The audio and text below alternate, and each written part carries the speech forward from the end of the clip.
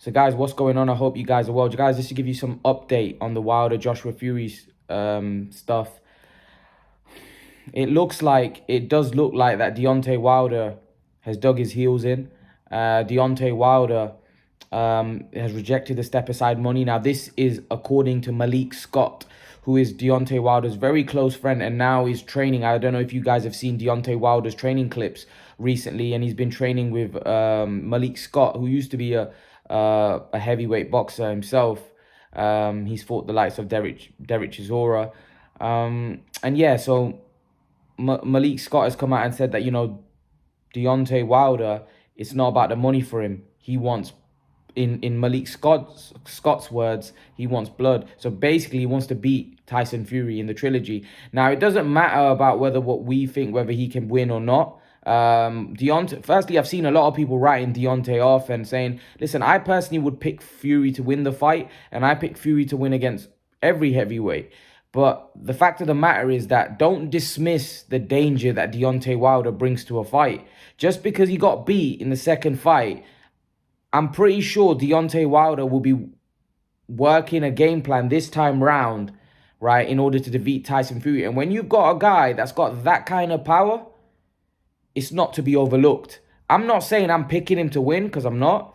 But don't overlook Deontay Wilder, because he's not a guy that should be overlooked. When you've got that kind of power, he's not a guy that should be overlooked. Now, let's go back to the Wilder Joshua Fury stuff. So, it does look like that the Wilder Fury fight is next. I think Joshua will probably fight Usyk, and I'm worried about that fight, because I don't think that's an easy fight for Joshua. And Usyk is the mandatory for Joshua, so that's going to have to happen. So there's a lot of roadblocks now, because it's not how do you know we're going to get the Fury Wilder fight? Remember when everyone was talking about Wilder and Joshua, and Ruiz came and sported the party. Now you've got Wilder, right, who's a dangerous fight, irrespective of what people say, is a dangerous fight. And Usyk and Joshua, Usyk's a dangerous fight for Joshua. There's no guarantee either guy's going to come through that. And even if one of them do, one of them might not. Then everything goes up in the air again.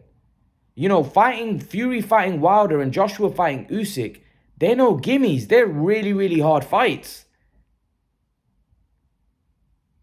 So to be honest with you, I don't know. I don't know whether we're going to get Fury Joshua, because of the danger that one of them may get beat.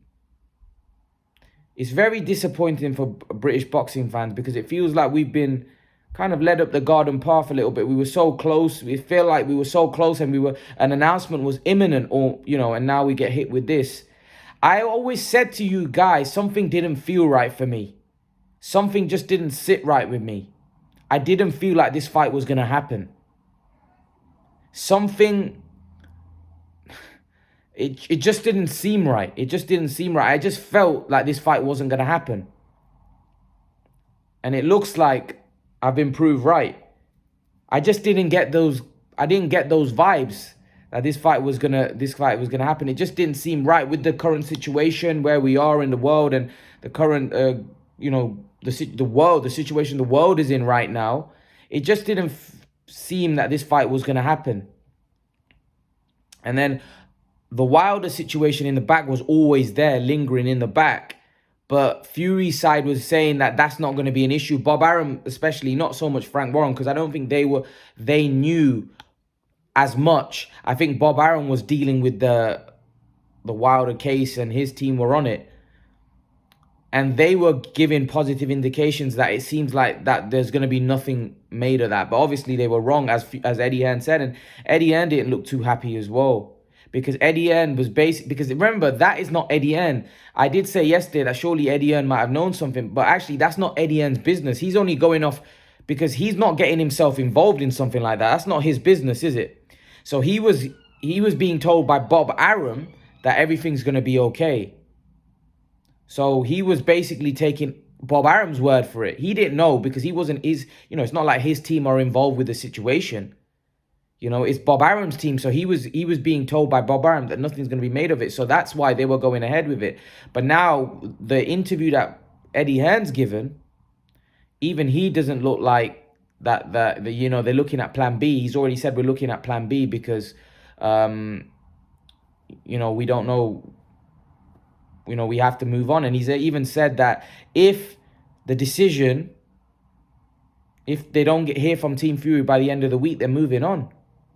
So before it was Fury's team that were putting pressure on. Now Joshua's team is putting pressure because, listen, Joshua's been out the ring since December, right? We're now in May. He's, you know, normally Joshua would have a summer fight. So Joshua's going to have to fight. Now, I think they're going to go straight into, they're going to go into negotiations straight with Alexander Usyk. And maybe they'll do that fight in Saudi Arabia because it's still a good fight.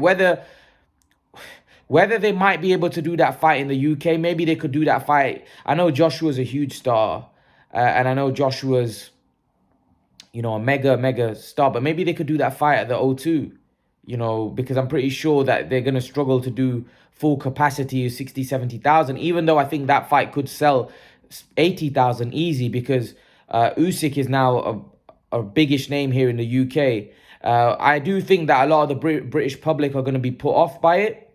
They are going to be put off the fact that we were being teased with Fury Joshua, and now that's been kind of taken away from us. I do think the fans are going to be disappointed. The fans are going to be disappointed. And listen, I always felt that it just didn't seem right. It just didn't seem right. It didn't seem like the fight was going to happen, and it's disappointing. But like I said, Wilder Fury is still a good fight. It's a fight that nobody really wants to see. That doesn't mean that Wilder can't win the fight. Wilder can win the fight. It's a dangerous fight. Listen, I won't be picking Wilder to win. But what I'm saying is it's dangerous. It's heavyweight boxing. One punch and that's it. It's game over. And with Usyk and Joshua's going in against the guy. Yeah, people say he's a very small guy, small heavyweight. But he's a very skilled fighter. There's no guarantee that Joshua's going to win that fight.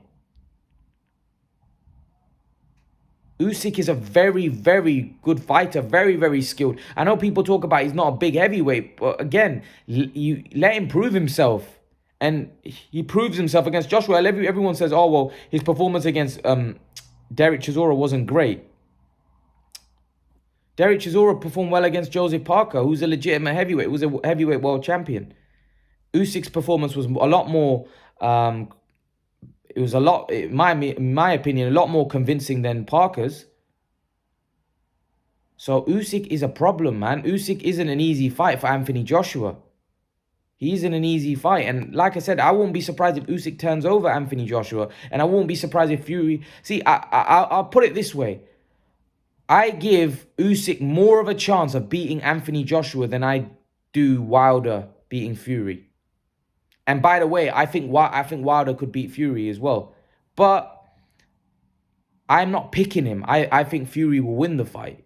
But there's always a risk with Wilder. And remember, like I said, Wilder and his team will be working on a game plan on how to beat Tyson Fury. They're not just going to come... I personally think that Wilder was relying too much on his power in the first two fights, where he just thought, I'm going to land it somewhere along the line.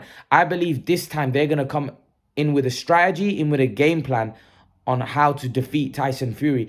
I'm not saying that's going to work, but that in itself, the fact that they're going to be strategizing, they're going to come in with a game plan, that's dangerous in itself, because they're going to be taking Fury a lot more seriously. And they know, Wilder knows, if he loses this time, you know, that's him probably done. So Wilder's going to be taking it mega seriously. So to be honest with you, it's not the fact that, okay, Wilder, you know, Fury, Joshua is not going to happen. It's the fact that that fight could be structured. What I mean by that, that fight might not happen if one of them loses. And there's a chance, like Fury going into a fight with Wilder and Joshua going into a fight with Usyk, there's no guarantee either guy's going to come through. There's no guarantee. So to be honest with you, I think it's disappointing. As a British boxing fan, it's very, very disappointing that, you know, it looks like AJ and Fury has fell through. But at the end of the day, I think I don't mind watching Wilder Fury. It's not the fight that I want to see. because the fight that we've been teased for about 4 or 5 months now is Joshua and Fury, and that's the fight we all want to see. Not just British boxing fans, but the world boxing wants to see that fight. I think if you were to ask world boxing fans in America as well, I think even majority of them probably want to see Fury Joshua as well. I know that there's a lot of Wilder fans that want to see Wilder, get his revenge over Fury. But I think majority of the neutral fans want to see Joshua v Fury. But it doesn't look like that's going to happen now. It doesn't look like that's going to happen. It looks like Wilder Fury is going to happen because, like I said, if Wilder is, at the end of the day, this is all down to Wilder. See, it says here there was two options. Either Wilder negotiates, it's actually one option. Fury has to negotiate with Deontay Wilder to give him some kind of step aside. But if Wilder says no, then Fury has no option but to fight him, because I'm pretty sure there'll be some kind of, we don't know, but there'll be some kind of legal implications if Fury doesn't take that fight next. So, it could open up a can of worms. So, like I said, I think it's more likely that we're going to get Fury Wilder next. I'm pretty sure that Bob Arum's already saying that they're not going to pay step aside money.